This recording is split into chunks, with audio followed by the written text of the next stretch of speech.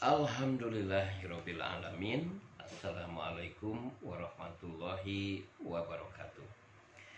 Wilujeng siang para cakra sumangga urang sasarangan di hiburan sareng pidangan dongeng Sunda Dura-duri nu ngabantu judul Sinangling Asih Sumanding. Biasana pun guru Kang Iater nu digarap kusim kuring Dura-duri ngalangkungan 80,5 FM Radio Cakra di Jalan Curang 80. Mudah-mudahan cing tiasa janten rencang dina mangsana berat cakra nuju tuang siang, nuju tuang leueut, nuju leleson, sareng sena pangintennya mulih ti kebon, ti serang gitu ya. Kanggo amang-amang tani sareng amu-amu tani. Nah, ayeuna tos waktosna urang hiburan ya.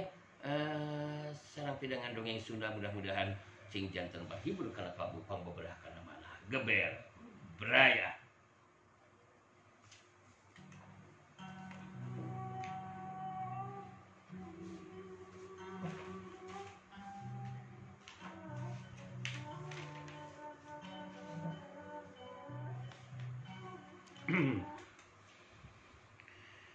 Ki buyut irang da puguh jago kolot anu masagi ku pangarti. Kaseuketan pangdengena bisa ngadenge kana lengkah dua urang jalma anu jarakna beuki tamah deukeut kalebah pakarangan imah anu lahanna memang lega jeung leluasa. Jarasena si pedang tanpa wujud jeung mah jenggala ngeureunkeun lengkahna. Sanggeusna aya pikiran atawa di pakarangan imah anu dicecingan ku Ki Buyut Ireng nu ngawasa daerah Banjarwulu. Jarasena ngaret kelebah atawa kemah jenggala pitus nyarita. Tetela imah anu dicecingan ku Ki Buyut Ireng teh kawilang imah anu panggedena jeung pangakrengna di daerah Banjarwulu mah. Itu teh mah teu matak aneh. Sabab manehna penguasa Banjarwulu. Urang geruana gunakeun Aji Pameli. Sena bakal ngirimkeun surat jarak jauh ka Ki Buyut Ireng. Sangkan manehna kaluar ti jero imah. Malah mun bener kemampuan ilmu silat Ki Buyut Ireng memang hebat. Sanajan sena teu ngirimkeun surat jarak jauh ge, kuduna mah manehna geus kaluar ngabagiakeun urang Majenggala. Bener gitu sena. Pamikiran kula ge sarua kitu. Sakuluna mah Ki Buyut Ireng mun mibana kemampuan ilmu anu hebat. Geus henteu geudeugeuroan, tang teu bakal kaluar ti jero imah. Kakarek ge balem bibir Mbah Jenggala. Di jero imah harita aya nu kaluar. Curela cilung, cara gedeg. Ki Buyut Ireng mancuh dina tangtunganana di hareupeun Jarasena jeung Mbah Jenggala. Sedengkeun anu sejena anu aya di jero imah, harita kabihanana pada nyalusul kalaluar ti jero imah. Ki Buyut Ireng ngabagikeun paneteupna ka Jarasena si pedang tanpa wujud jeung Mbah Jenggala. Teu lila terus nyarita di barung jeung seuri.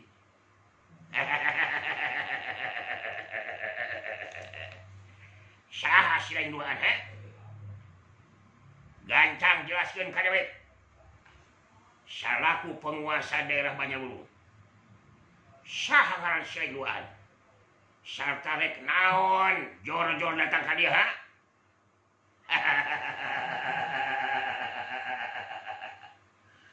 Aya naon, aya naon, aya naon.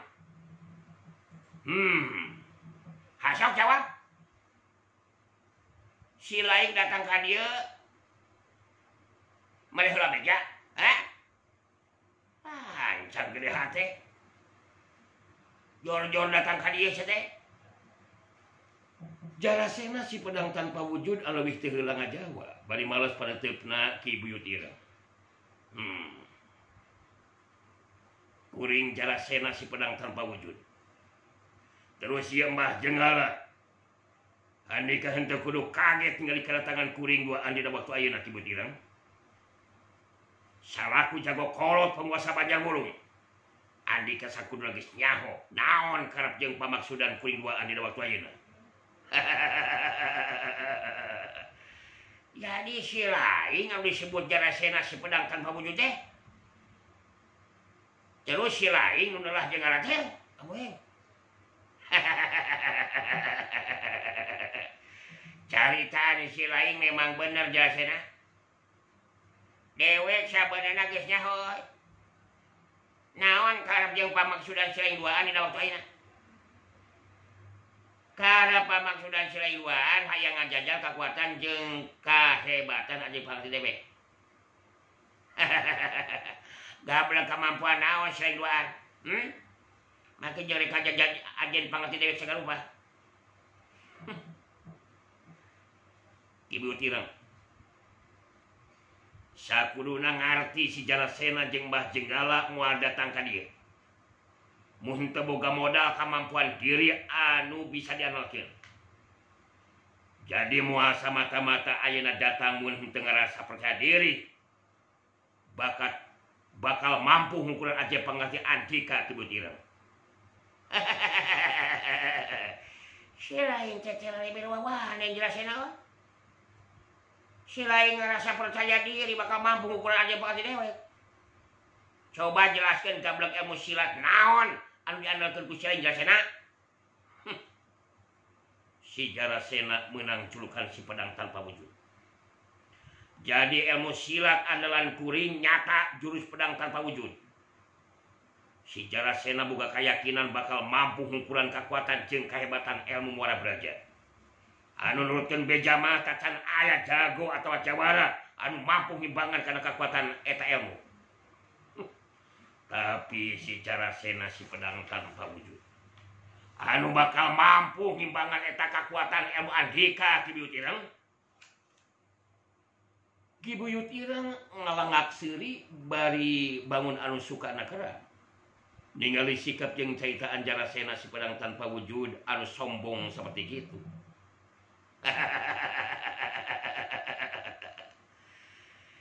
Dewek suka hati nulis si lain anu sombong jeung gede hati Jarasena.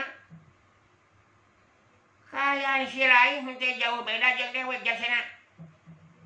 Sombong jeung percaya diri.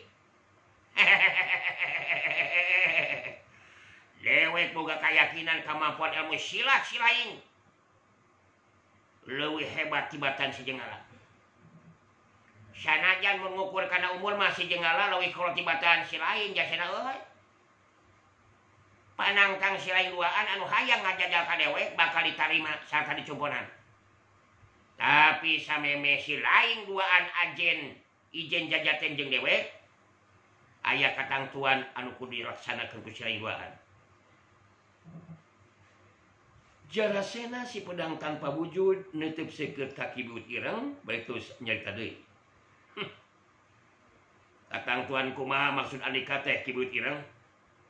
Coba jelaskeun. Mbah Jenggala ge harita milu nyambungan kana caritaan Jarasena.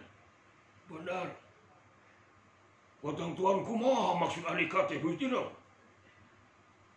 Jelaskeun ka diri kula.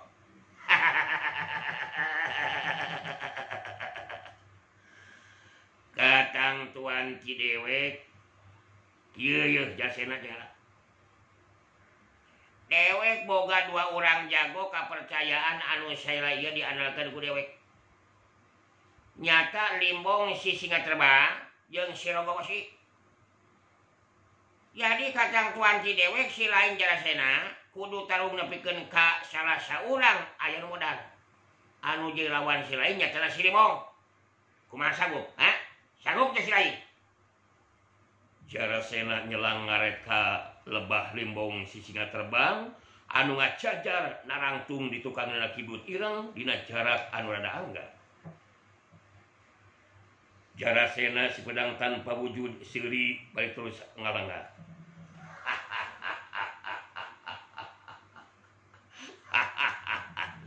Nyatang tuh we atuh sanggup ki buyut ireng. Nah andika can dibere nyawa kitu ku si Limbong mun leungeun katuhu manehna buntung sama si Gute lantaran tarung jeung Jarasena si pedang tanpa wujud.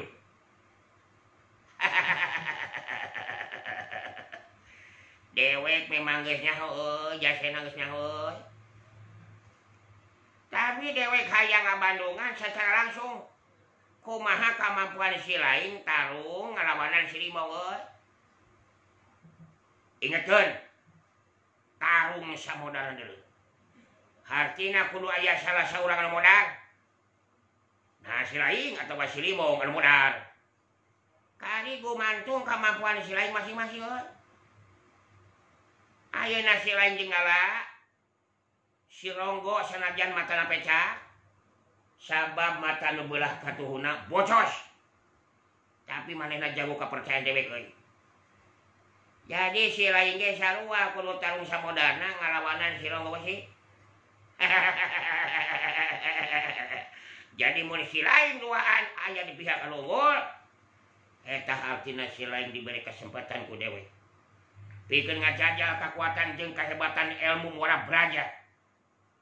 Kaharti jenggala. Mbah jenggala ungeuk bari ngajawab pono.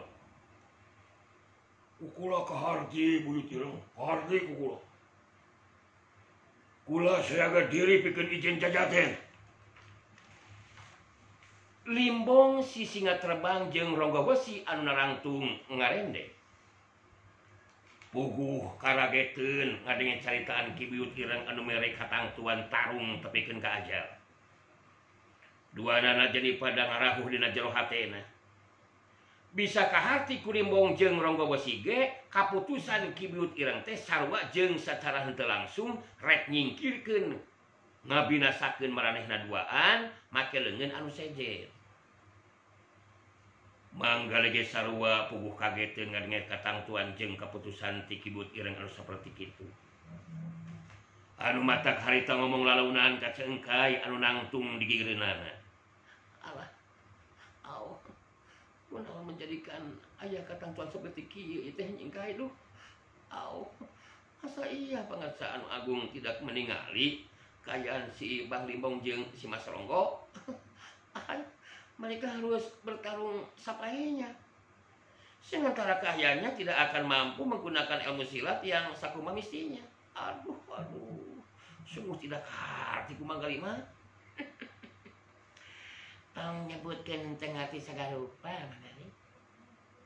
Pangarsa anu agung secara henteu langsung mereka hukuman ka si Bang Limbong jeung si Mas Ronggo. Hartina eta dua jago anu geus cara-cara teh geus henteu dibutuhkeun ku pangarsa anu agung. Tapi ulah salah. Bisa wae jasena jeung Mbah Jenggala malah anu bakal kasoran ere jajaten, manggali. Jengkai, ini bagaimana kumaha ini teh? Duh. Menjadikan rek bisa menang ngungkulan ilmu silat lawan. Si Bang Limbong kan fungsi bertarung, menghayonan jalasena si pedang tanpa wujud. Menjadikan lengan katuhunya buntung sama siku. Begitu pula dengan si Mas Ronggo yang pecak matanya ditonjol sama si Jaka Sinangling. Aduh, au. Yang namanya panon pecak pastinya juga tidak akan dalam bertarungnya juga. Ngeuskeun wae itu kudu milu mikiran pikeun kalebah dinya nanggali. Urang mah ngasa ukur anu ngabdikeun diri ka pangarsa nu agung ye. Jadi kali tinggal ngabandungan wae karena kejadian anu bakal langsung. Perhatikeun pangarsa anu agung nyarita itu. Kajelasena jeung Mbah Jenggala diperhatikeun. Ki Buyut Ireng ngabagikeun panentipna kajelasena si pedang tanpa wujud jeung Mbah Jenggala terus nyarita.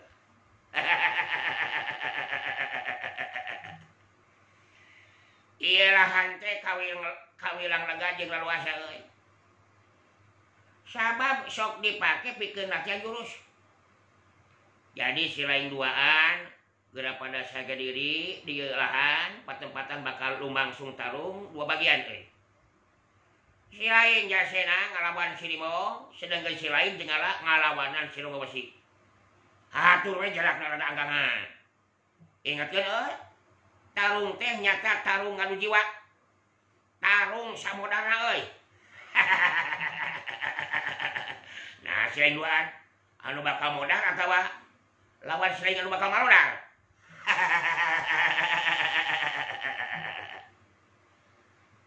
Ki Buyut Ireng ngabalikeun badana ka tukang.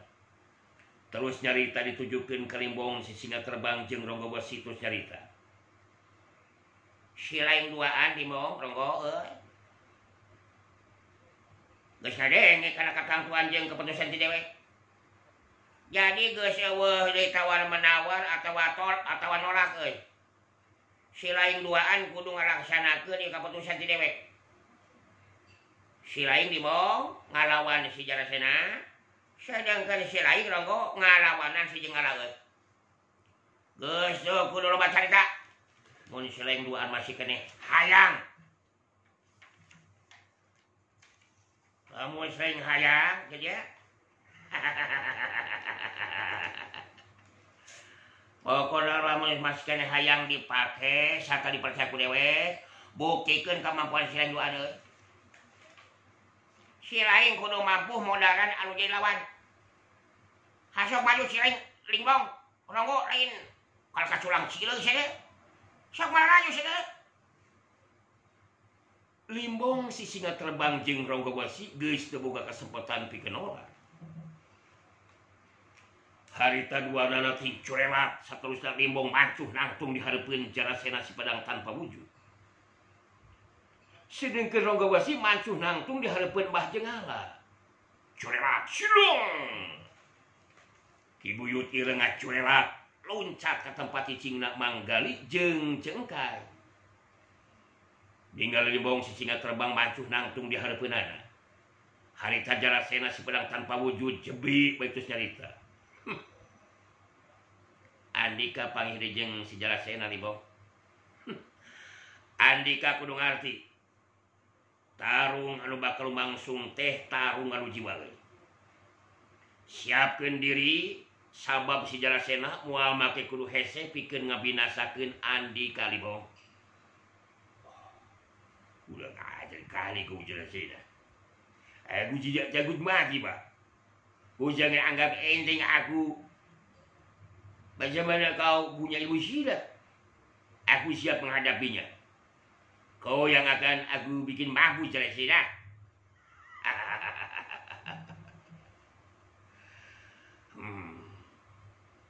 Waktu itu nasi Jarasena lu bisa atau binasa ku Andika Limbong. Kabuktian eta dengan katu Andika buntung teh lantaran disabat ku angin sambaran pedang tanpa wujud. Jadi dina tarung anu ngadua kalian ayeuna mah Andika bakal binasa ku si Jarasena. Biji bang, sembung kali ku Jarasena. Aku akan buktikan. Kali ini aku yang akan ngasih kau punya nyawa milayang, Pak. Coba buktikan mun bener maneh bisa ngabinasakeun si Jarasena. Ah, pelisitan kau. Mampuslah kau. Hea! Mampus kau. Mampus kau.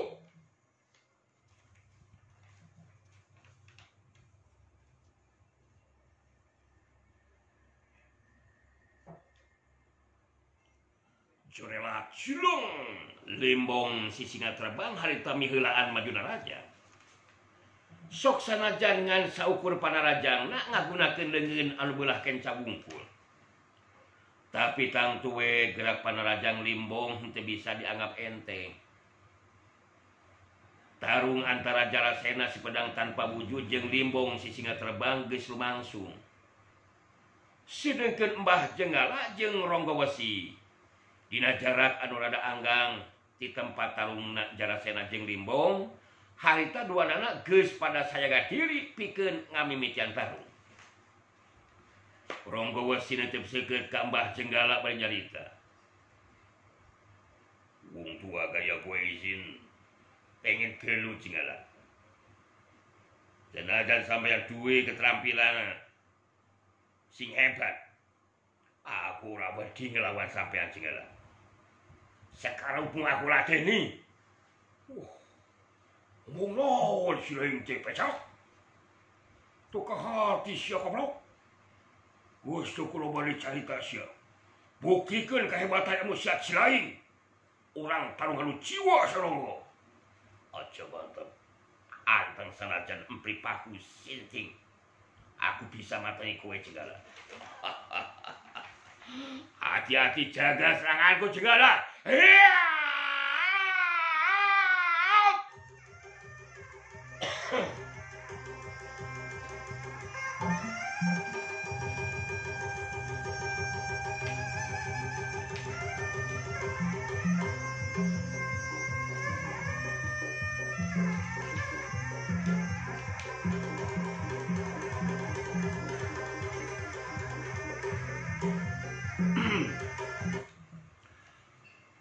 curelak cilung ronggo wasi harita miheulaan majuna raja sanajan dina kayaan panon belah kenca anu ningali tapi ronggo wasi kangarana jago andalan kibut ireng tang tuwe panarajangna kawilah kabayakeun tarung anu lumangsung jadi dua bagian da puguh lahan pakarangan teh kawilang lega jeung laluasa anu tarung harita henteu anu teh teu karagokeun dina metakeun kemampuan emosi masing-masing Jarasena si pedang tanpa wujud geus henteu hayang lila-lila sigana mah tarung ngayonan limbong si singa terbang sanggeusna ngabendung panarajang anu jadi lawan harita Jarasena si pedang tanpa wujud na gajel luncat ka tukang saega kiri pikeun ngagunakeun jurus pedang tanpa wujud ningali kayan sikap anu jadi lawan macuh nantung bari merhatikeun kanu jadi lawan harita limbong si singa terbang ngageter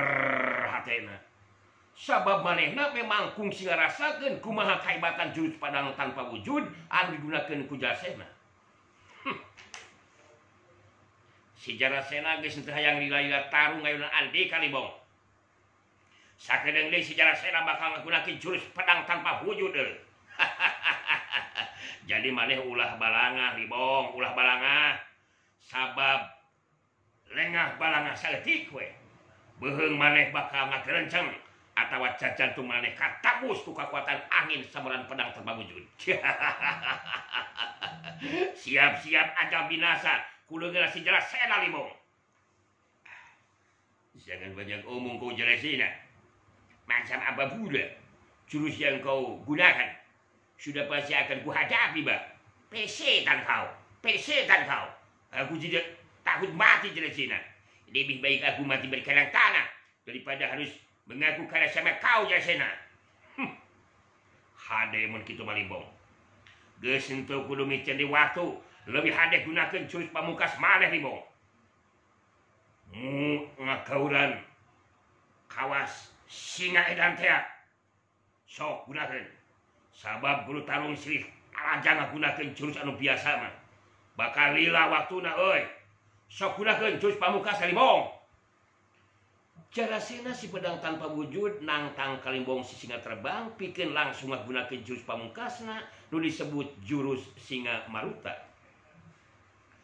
ditantang seperti kitu limbong si singa terbang jadi bedah amarahna harita langsung maehna saga kiri pikeun ngagunakeun jurus pamungkas singa maruta sedengkeun Jarasena si pedang tanpa wujud memang haja hayang geura nganggeuskeun lumakuna eta tarung manehna memang geus kungsi ijen jajaten ngayonan limbong si singa terbang jelas geus bisa ngukur kana kamampuan anu jadi lawan Jarasena boga pamikiran mun geus bisa ngabinasakeun anu jadi lawan mangka dirina bakal boga kasempatan pikeun ijen jajaten ngayonan kibut ireng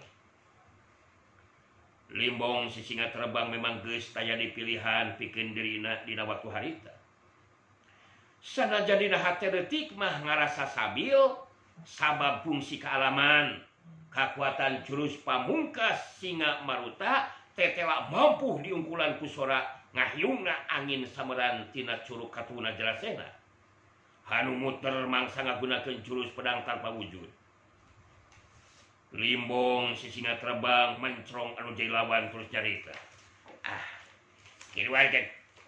keluarkan macam mana kau punya kekuatan Jarasena rasakan singa maruta hiyo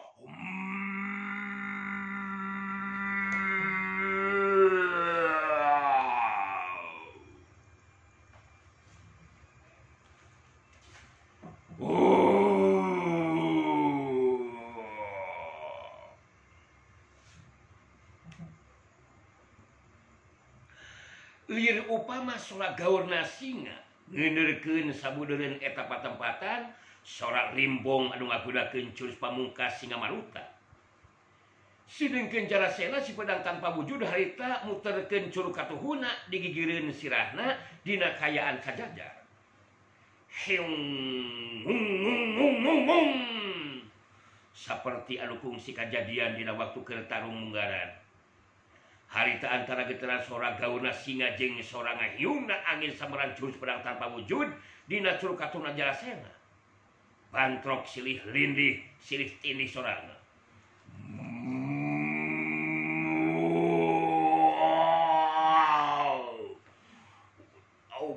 jira-jira. Oh, maneh roboh malibong. Hiau!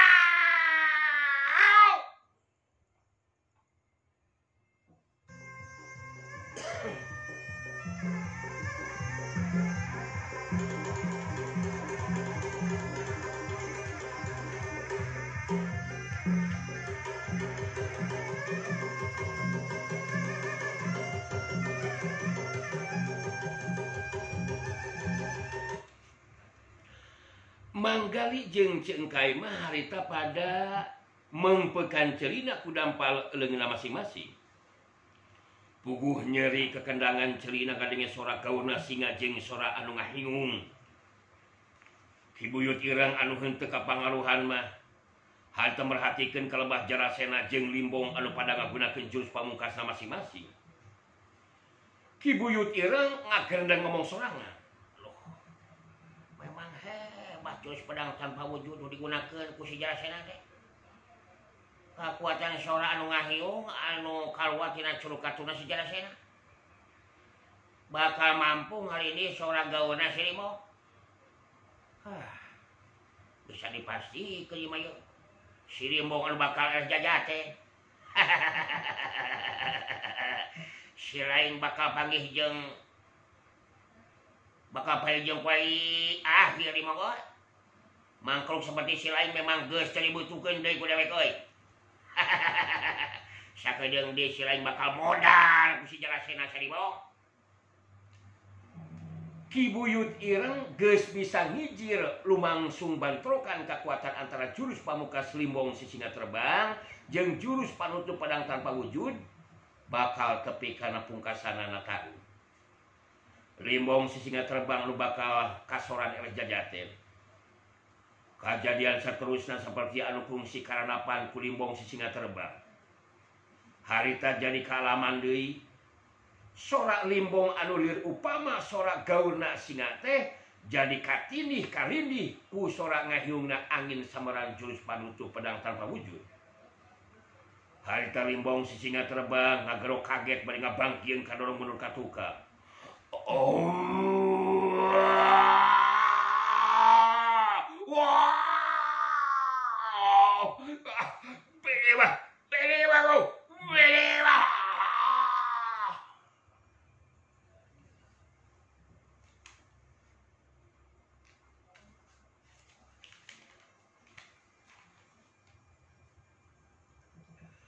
Limbong si singa terbang sora gaurna langsung eureut.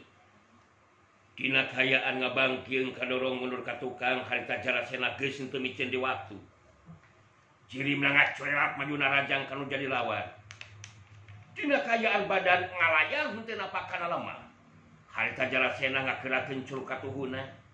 Angin sameran panarajang pedang tanpa wujud ngarah kana lebah dada kencana Limbong si singa terbang. Ijiran Kibuyut ireng jadi kenyataan angin sameran panarajang pedang tanpa wujud anu ngarah kana dada kencana Limbong geus henteu bisa disingkahan deui. Harita Limbong si singa terbang dada kencana katambus ku angin sameran pedang tanpa wujud. Tembus kana jantungna. Limbong ngagero panjang panonna puncelik ngacengkang ka tukang saterusna rubuh ngababangkang bakieung jerak siut hiuk wush blas.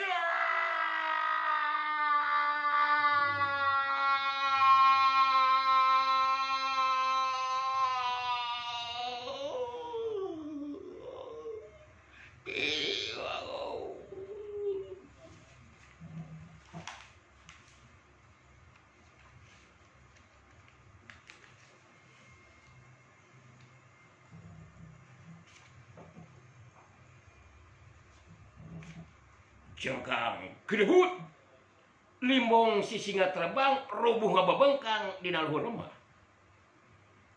Panonna buncelik dadana basuh ku getih. Karajat suku Limbong si singa terbang duana ke kerajatan anu saterusna cicing teu usik deui. Jarasena mancu dina tangtunganana ngararet ka Kibuyut ireng we nyarita. Si Jarasena geus ngabuktikeun kamampuan dirina Kibuyut ireng. anu jadi lawan nyata si Limong. Geus ajal binasa. Jadi kali tinggal izin jajaten jeung dari Andika ina mah kieu tirang. Mangkelana jasana euy. Si lain memang geus unggul bisa modalan si Limong. Anu kadeleh hubal aing. Daguan heula sakedeung euy. Si Jenggara masih kene can bisa ngungkulan anu jadi lawan. Mangke mau si Jenggara unggul seperti si lain euy. Mangka si lain duaan boga hak pikeun ngajajal acen pangati dewe. Urang Bandungan heula kamampuan si Jenggara euy. Ki Buyut ireng jeung Jarasena kitu dimanggali jeung Cengkai musirkeun di perhatianana kalebah taruna Mbah Jenggala jeung Rogo Besi. Mbah Jenggala geus nyobaan ngagunakeun ilmu pangrajah jiwa. Tapi tetela henteu mempan. Saterusna Mbah Jenggala ngagunakeun kakuatan ilmu tapak samida. Tapi Rogo Besi sanajan boga kalemahan saukur panon belah kenca anu ningali, tapi kemampuan ilmu silata sarta sakujur badan anu dilapis ku kakuatan kadugalan ngajadikeun henteu gampang kitu bae Mbah Jenggala ngalubuhkeun ujian lawan.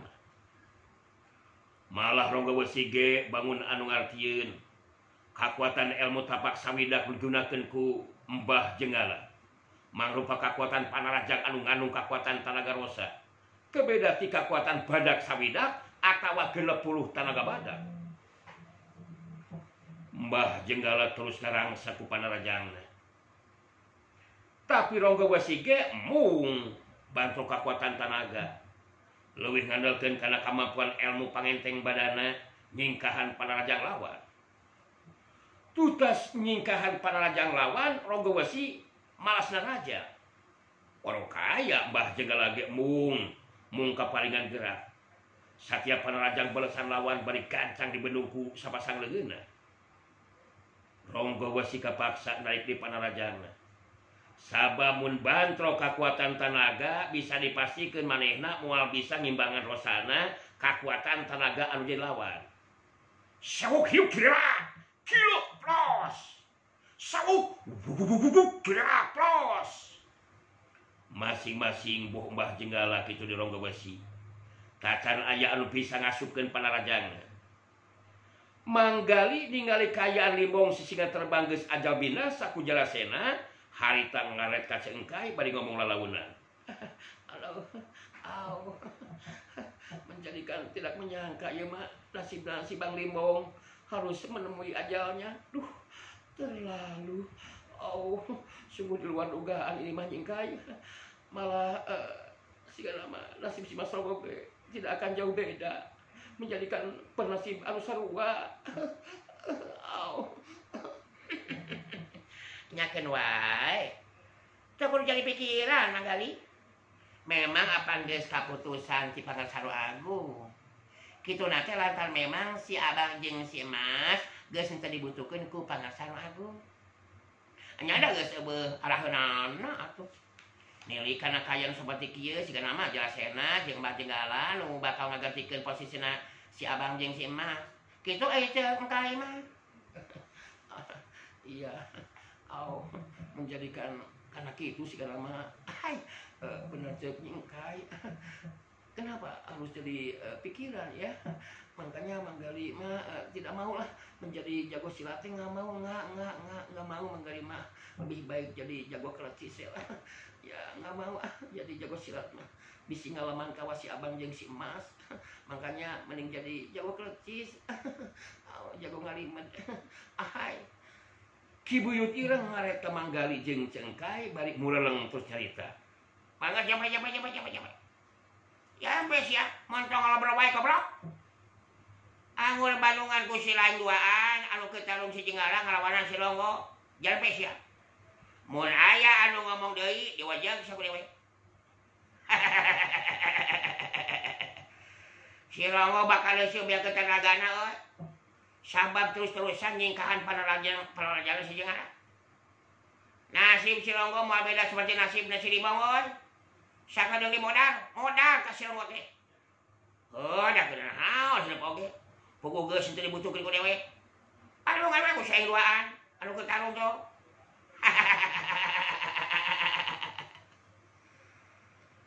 caritaan Ki Buyut Ireng teu nyalahan. Rongga wesi anu terus-terusan nyingkahan panarajang lawan. Asa ukur bisa ngandalkeun ilmu pangenteng badana. Lila-lila mah harita kacepetan gerakna jadi ngenoran nanakeun tanagana geus ngurangan mimiti leuseut. Sedengkeun Mbah Jenggala anu ngagunakeun ilmu tapak sawida.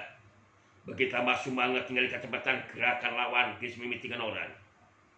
Mbah Jenggala terus karangsa ku panarajangna. Naon anu diselampangkeun ku Rongga Wesi inggis kabeunangan ku panarajang lawan teh akhirna mah jadi kanyataan. Panarajang sapasang leungeun Mbah Jenggala silih susul pilih genti. Panarajang leungeun anu katuhu ngahantam kana sirahna Rongga Wesi, sedengkeun geduran leungeun kencana ngahantam kana dadana. Rongga Wesi anu geus leuseuh tanagana harita geus teu sempet nyingkahan panarajang lawan. Lir upama anu dibantingkeun ku kakuatan tenaga anu orosa kacida. Harita Rongga Wesi ngajengkang ka tukang bari ngagero panjang nahan ka nyeri. Sirahna bejad kabeunangan ku panarajang leungeun katuh Mbah Jenggala. Sedengkeun tulang dadana raramuk digedor ku panarajang leungeun kencan lawan. Sawuk hus hiuk ceblon, hiuk det det. Wah! Aduh buyung. Wah, aduh wong edan. Wah.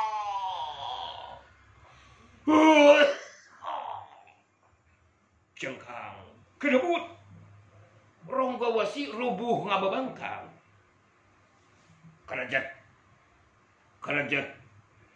sukuna ngarajat sabab waktosna sede. Iya.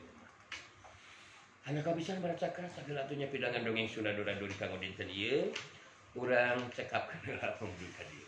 Hatur nuhun tina sagala piperhatosanana. Neda siapunkeun anu kasuhun tina kakiranganana. Insyaallah manawatul manawi aya widiti Allah dinten anjing tepang di Sunda Duraduri. Wassalamualaikum warahmatullahi wabarakatuh. Kita kembali ke MC.